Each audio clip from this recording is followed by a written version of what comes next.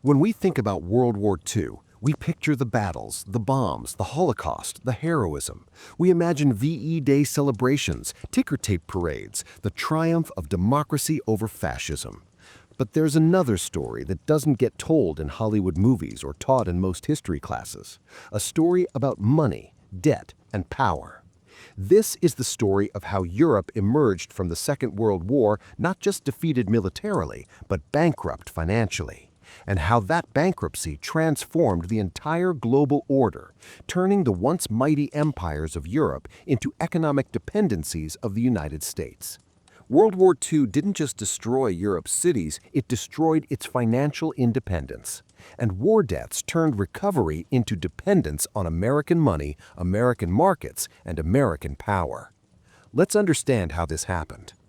The scale of destruction across Europe by 1945 was almost incomprehensible. Tens of millions were dead. Entire cities had been reduced to rubble. Dresden, Hamburg, Warsaw, Rotterdam, Stalingrad. These weren't just damaged, they were obliterated.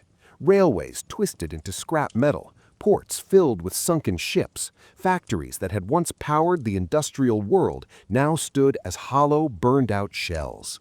But the physical destruction was only part of the story.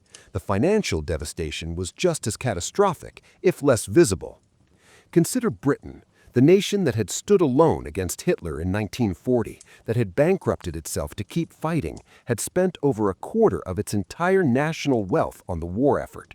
Think about that. 1 out of every 4 pounds of British wealth gone, poured into tanks, ships, aircraft, soldiers' salaries, and the massive logistical machinery of total war. France had been occupied for 4 years. Its gold reserves had been looted. Its industrial base had been either destroyed by Allied bombing or stripped by German requisitions. Italy's economy was shattered. Germany itself was a smoking ruin, its currency worthless, its people starving. By 1945, most European states had massive external debts and empty gold reserves. The treasuries were bare, the cupboards were empty, and winter was coming. Now, here's where things get interesting. Because while Europe was fighting and dying, the United States had been supplying the tools of war. Through a program called Lend-Lease, America had sent billions of dollars worth of weapons, vehicles, fuel, food, and raw materials to Britain, the Soviet Union, France, and other allied nations. The original idea of Lend-Lease, as President Roosevelt explained it, was simple. If your neighbor's house is on fire, you don't sell him a garden hose, you lend it to him. After the fire's out, you get your hose back or he pays you for it. But after 1945, when the fire was out, the United States wanted to be paid. Many Lend-Lease accounts were converted into debt obligations. Britain alone owed the United States approximately $4.3 billion. That's roughly $60 billion in today's money. And remember, this was a Britain that had just spent a quarter of its wealth fighting the war. Many Lend-Lease accounts were converted into debt obligations. Britain alone owed the United States approximately $4.3 billion. That's roughly $60 billion in today's money. And remember, this was a Britain that had just spent a quarter of its wealth fighting the war. France owed money, Italy owed money, smaller nations owed money. And beyond Lend-Lease, there were reconstruction loans, food aid that had to be purchased, industrial materials that Europe desperately needed but couldn't produce. The bill was enormous, and Europe couldn't pay it. Here's the remarkable thing. While Europe was being destroyed, the American economy had been booming. The war had ended the Great Depression. American factories were running at full capacity. American farms were feeding half the world. And critically, American vaults were filling with gold. By 1945, the United States held approximately 2/3 of the world's gold reserves. Let that sink in. 2/3 of all the monetary gold in the world was sitting in Fort Knox and the New York Federal Reserve. Meanwhile, European currencies were collapsing. The British pound, once the currency of global trade, was weak and getting weaker. The French franc was unstable. The Italian lira was nearly worthless. Germany didn't even have a functional currency. In contrast, the US dollar was strong, backed by gold, backed by the world's largest economy, backed by the only major industrial power that hadn't been bombed flat. This wasn't just an economic advantage, this was leverage, political leverage, strategic leverage. When you owe someone money, a lot of money, and you have no way to pay it back, and you need to borrow even more just to survive, that someone has power over you, and Washington knew it. In 1948, the United States launched the European Recovery Program, better known as the Marshall Plan, named after Secretary of State George Marshall. Over 3 years, America would send approximately $13 billion to Western Europe. That's roughly $150 billion in today's terms. This is often taught in schools as pure American generosity, the benevolent superpower helping Europe rebuild. And there was genuine humanitarian concern, absolutely. Americans didn't want to see Europeans starving. But the Marshall Plan was not charity. It was strategic investment, with very clear conditions attached. To receive Marshall Plan aid, European countries had to, first, open their markets to American goods. Tariffs were lowered, trade barriers came down, American products flooded European markets. Second, accept American economic oversight. The United States essentially got to look at European financial books, influence budget decisions, and shape economic policy. Third, coordinate their economies under U.S.-backed institutions. This meant creating new international organizations where American influence was dominant. The Marshall Plan tied European recovery directly to American capital, American trade, and American strategic interests. You could rebuild, but you rebuilt according to Washington's blueprint. This created what economists called the dollar shortage, one of the defining features of the post-war economy. Here's how it worked. Europe needed to rebuild. To rebuild, they needed machinery, fuel, raw materials, and food. Where could they get these things in 1945? Largely from the United States, because American industry was intact and productive. But to buy American goods, you needed American dollars. European currencies were weak and not widely accepted. The pound, the franc, the lira. American exporters didn't want these. They wanted dollars. And since Europe couldn't export enough to earn sufficient dollars, they had to borrow dollars from America. This created a cycle of dependence. Europe needed American dollars to buy American goods to rebuild European economies, but the only source of dollars was America itself, either through loans, aid, or selling goods to America, which was difficult because American markets were protected and European industry was still rebuilding. This wasn't accidental. This was structural. The post-war trading system was designed in a way that made the U.S. dollar indispensable and made Europe dependent on American willingness to provide those dollars. The architecture of this system had been designed even before the war ended. In 1944, representatives from 44 nations met at Bretton Woods, New Hampshire, to create a new international monetary system. The Bretton Woods system worked like this. The U.S. dollar would be convertible to gold at a fixed rate of $35 per ounce. Every other currency would be fixed to the dollar. The dollar became the anchor of the entire global financial system.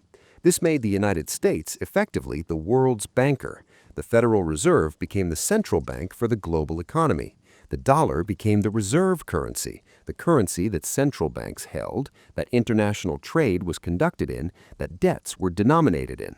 For European nations, this meant a fundamental loss of monetary independence. Your currency's value was tied to the dollar. Your ability to manage your economy was constrained by maintaining that dollar peg.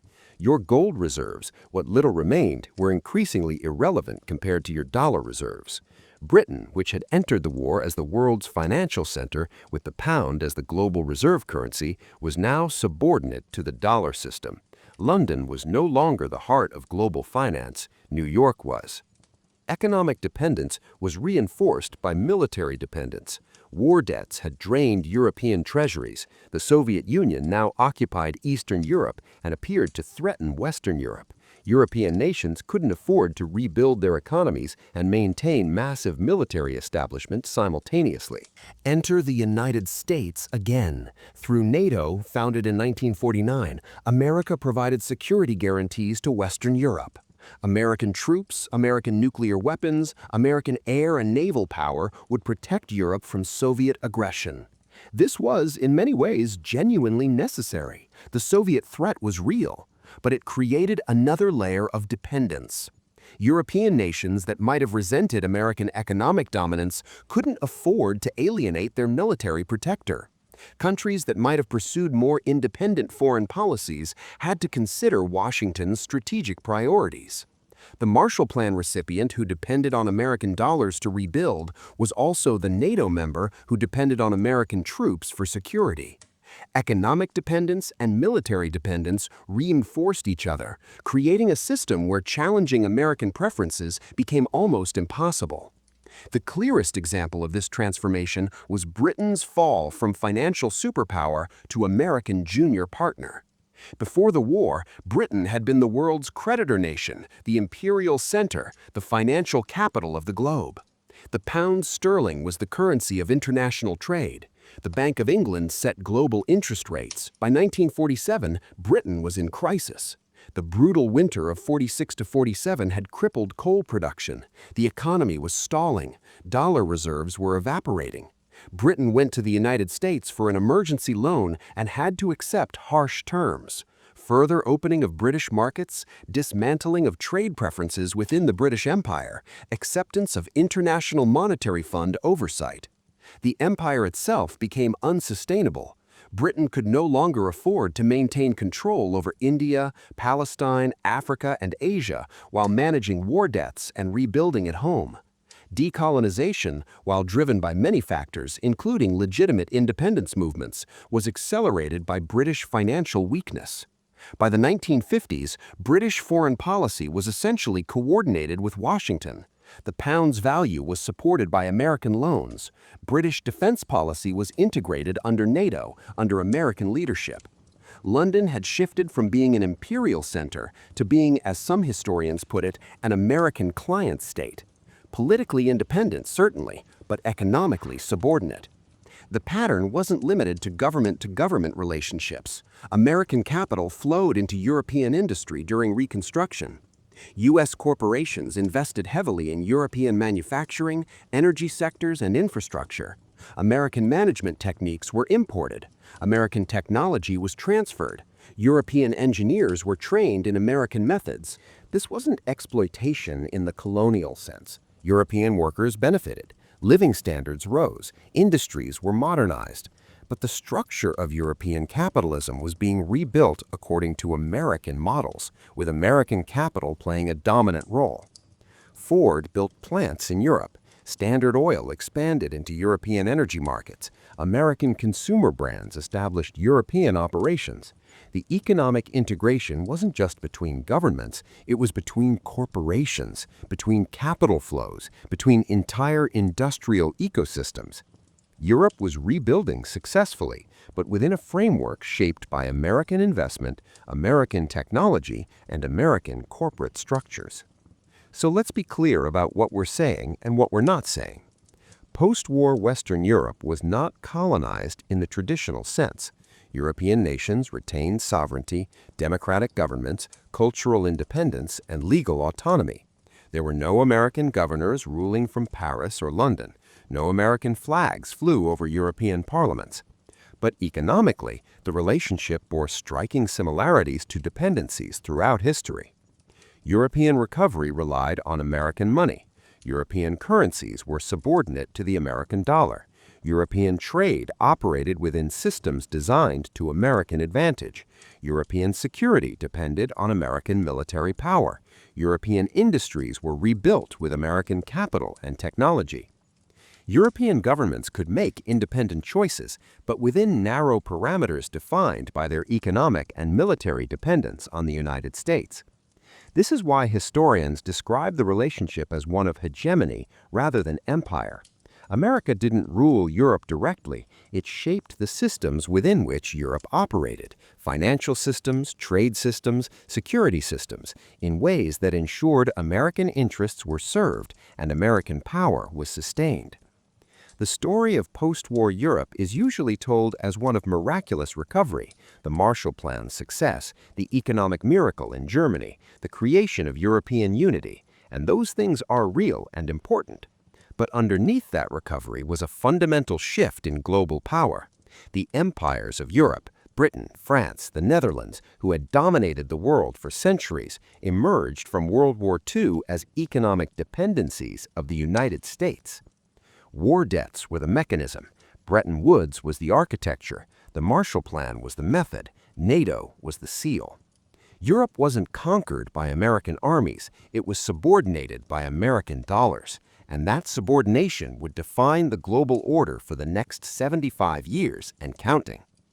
The ruins of Berlin and London in 1945 weren't just physical, they were financial.